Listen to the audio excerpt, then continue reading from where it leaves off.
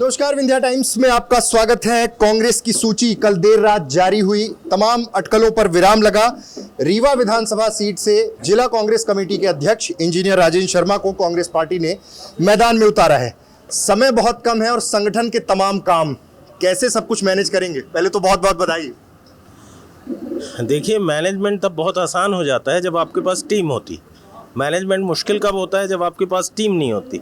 मेरे पास इतनी सक्षम टीम है, मेरे जिला भर में मेरे ब्लॉक अध्यक्ष इतने मजबूत हैं कि वो अपने आप में विधानसभा का संचालन की ताकत रखते हैं। मेरे को कुछ करने की ज़रूरत नहीं है। और मेरे यहाँ मेरे महापौर हैं, ये शहर संभाल लेंगे। और ग्रामीण के लिए हमारे पास तमाम ग्रामीण के कार्यकर्ता हैं। हमको तो कोई दिक्कत ही नहीं है। हमारा चुनाव तो बना बनाया चुनाव है। हमको तो केवल जनता के बीच में जाना है और आशीर्वाद मांगना। ये शुरुआत हुई नगर निगम चुनाव से। नगर निगम चुनाव में इतने सालों का तिलिस्म टूटा, कांग्रेस को जीत मिली। उसके बाद संगठन के काम में लग गए। पहले कांग्रेस का संगठन ब्लॉक स्तर से नीचे नहीं रहा करता था। इस बार आपका दावा है कि हम नीचे तक पहुंच गए हैं। जहां बीजेपी पहुंचने की बात कर रही कि पन्ना तक पहुंच गई है। कितना संगठन को उतना दुरुस्त कर पाए इस चुनाव के दृष्टिकोण से? देखिए, दो चीज़ होती है। हमारा संगठन अब बूथ लेवल तक पहुंच गया। हमारे पास 21 सदस्यीय न्यूनतम बूथ कमेटी बनी हुई है।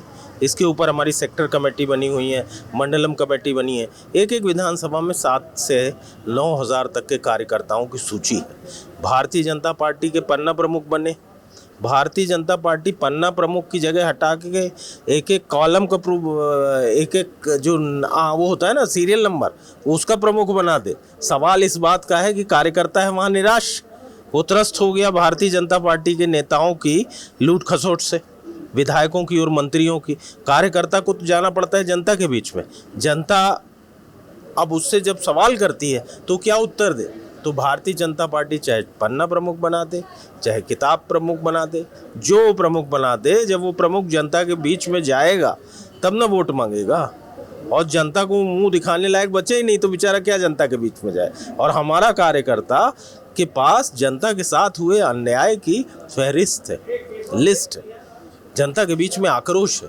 हमारे कार्यकर्ता को तो उस आक्रोश को केवल दिशा देने की जरूरत है। रीवा विधानसभा की ओर आते हैं। तमाम बड़े दावे हो रहे हैं। शहर का विकास हो गया, फ्लाईओवर बना दिए, जमीनों का मसला जिसको लेकर आप जनता के बीच में रहे, तमाम बड़े मुद्दे हैं। किन मुद्दों को लेकर रीवा विधानसभा में कांग्रेस पार्टी इस बार जा रही है? देखिए, नगर पालिक निगम का चुनाव भी हमने 1 वर्ष पूर्व लड़ा। 1 वर्ष पूर्व कांग्रेस पार्टी की सरकार स्थानीय सरकार नहीं थी। 1 वर्ष बाद यहाँ स्थानीय सरकार बन गई। आप देखें किस तरीके से हमारी महापौर ने और हमारी परिषद ने, जो हमारे पार्षद हैं, इन लोगों ने मिलजुल कर रीवा के अंदर 100 करोड़ से अधिक निर्माण कार्य की आधारशिला रखी। आखिर इसके पहले सब क्यों नहीं हुआ? आज रीवा के अंतर्गत पिछले 20 वर्षों से अगर आप हिसाब लगाइए तो रीवा नगर निगम के अंदर मेरे ख्याल से 500,000 करोड़ का विकास कार्य हुआ। कहाँ है वो विकास कार्य? आप देखिए, आज भी जाइए तो आप पूरी तरीके से नालियाँ नहीं बनी हुई हैं, पीने का पानी लोगों को उपलब्ध नहीं है, साफ़ सफाई नहीं हो रही थी। ये तो नगर निगम में साल भर पहले कांग्रेस के महापौर बन गए तो कुछ मुस्तैदी आई है नगर निगम में। और वो भी चूँकि इनकी माइनॉरिटी है, अभी पूरा बहुमत नहीं है और हमारी प्रदेश में सरकार नहीं बैठी। ये जनता पार्टी की, जो भारतीय जनता पार्टी की सरकार है, ये काम नहीं करने दे रही परिषद में। इसके बावजूद इतने काम हो गए। जब हमारी प्रदेश में सरकार होगी तो रीवा के लोगों की जो मूलभूत आवश्यकता है हम उस पर काम करेंगे। हमें दिखावी विकास नहीं करेंगे कि हमने किसी सड़क को खोदा बनाया। अब आप देखिए, शिल्पी प्लाजा के सामने की कंक्रीट रोड जो थी, वो हमेशा इस बात का रीवा में लोग उदाहरण देते थे कि कितनी मजबूत, और 20 साल बने हुए हो गया उस रोड को, उसकी शिल्पी तक नहीं निकले। आज उसके ऊपर डामरीकरण करने की क्या ज़रूरत है? आप उसके ऊपर डामर कर रहे हो और फिर उसके बाद भी डामर करके आधा छोड़ रहे हो, वो भी खराब कर रहे हो। ये किस तरीके का विकास है? ये क्या जनता को समझ में नहीं आ रहा? ये शहर है भाई, और सोशल मीडिया का ज़माना है। जनता पढ़ी लिखी है, जनता को समझ में आ रहा है, जनता देख रही है कि कैसा विकास है। ये सड़कें बन रही है। एक सड़क 2003-04 से बनना शुरू हुई है, आज तक बन रही। शहर के अंदर गाड़ी खड़ी करने की जगह नहीं है। कोई निजी व्यक्ति तो अपनी जगह देगा नहीं आपको। घर के अंदर तो गाड़ी खड़ी नहीं कर पाओगे आप। किसी निजी व्यक्ति के। सरकारी ज़मीनें ही तो थी जिनमें मल्टी लेवल पार्किंग और पार्किंग बननी चाहिए थी। पूरे शहर में कहाँ है पार्किंग? गाड़ी खड़ी करने का स्थान नहीं है। जिस तरीके से पहले फोर्ट रोड कंजेस्टेड होता था, उसके बाद प्रकाश चौराहा हो गया, प्रकाश चौराहा कंजेस्टेड हो रहा था, उसके बाद आज आपका शिल्पी प्लाजा परिसर में गाड़ी खड़ी करने में दिक्कत होने लगी। ऐसे ही सिरमौर चौराहा हो गया। कहाँ ले जा रहे हो आप रीवा को? कौन सी दिशा दे रहे हो आप विकास को? क्या केवल नाम बोल देने से विकास हो जाता है? शिक्षण संस्थाएं सब खत्म हो गई। शिक्षण संस्थाएं जिनके पास 150 एकड़ ज़मीन थी, उनके पास आपने 50-50 एकड़ ज़मीन छोड़ी, पूरी ज़मीन खुर्द-बुर्द कर दी। हमारे यहाँ एक स्कूल की नींव नहीं पड़ी, एक कॉलेज नया नहीं खुला। पॉपुलेशन तो बढ़ी ना। राजेंद्र शुक्ला का कहना है कि जमीन की कमी नहीं होने देंगे, जिस संस्थान को लाना होगा हम जमीन उसे देंगे, और इसी तरह स्पोर्ट्स कॉम्प्लेक्स, माखनलाल चतुर्वेदी पत्रकारिता विश्वविद्यालय, तमाम चीज़ें की जमीन की कमी नहीं होने देंगे, और कस्बे को महानगर बनाने की दिशा में है, महानगर बना दिया है। पता नहीं वो महानगर किसको कहते हैं, उनकी परिभाषा वो जाने। हम तो महानगर इसको नहीं कहते भाई। जहाँ गाड़ी खड़ी करने की जगह ना हो, जहाँ पैदल चलने के रास्ते ना बचे हो, जहाँ जल निकासी नहीं हो रही हो पूरी, जहाँ मोहल्ले की सड़कें सीवर लाइन में क्षतिग्रस्त कर दी गई, ये कहाँ से महापौर? ये किस तरीके से महानगर है? ये महानगर नहीं है। और ज़मीन की कमी की बात करते हैं आपने। अभी तो सारे कॉलेजेस, स्कूल, उनकी बात निसंदेह सही है। अभी सैनिक स्कूल के पास ज़मीन बची है, अभी TRS कॉलेज के पास ज़मीन बची है, तो उनको ज़मीन की कहाँ कमी? ज़मीन की कमी अगर नहीं है, और अगर ज़मीन की कमी है, तो 60 एकड़ ज़मीन शहर के अंदर की बिल्डर्स को क्यों दे दी गई? पुनर्घनत्वीकरण योजना के नाम पर एक एक सरकारी ज़मीन को ढूंढ ढूंढ के बेचा गया। क्यों बेचा जा रहा है? इनके खिलाफ जनाक्रोश है। जनता समझ रही है, जनता देख रही है। वही लोग जो रीवा में रहते थे, वो पिछले 20 साल से इंजीनियरिंग कॉलेज में सुबह मॉर्निंग वॉक करने जाते हैं, वो 20 साल से सिविल लाइन में मॉर्निंग वॉक करने जाते हैं। उनको पता नहीं चल रहा, वो परिवर्तन नहीं देख रहे, वो देख नहीं रहे कि क्या हालत हो गई कॉलेजेस की। सब देख रही है जनता, और जनता उसका जवाब देने के लिए तैयार है। रीवा नगर निगम एक नारियल और उद्घाटन टेंट वाला कल्चर का ख़त्म हुआ, और अब साल भर का आपने हिसाब भी दे दिया। अब विधानसभा चुनाव कैसे देखते हैं? कितनी बड़ी चुनौती सामने, जो दावा है कि विकास पुरुष हैं? देखिए, विकास पुरुष तो फर्जी थे।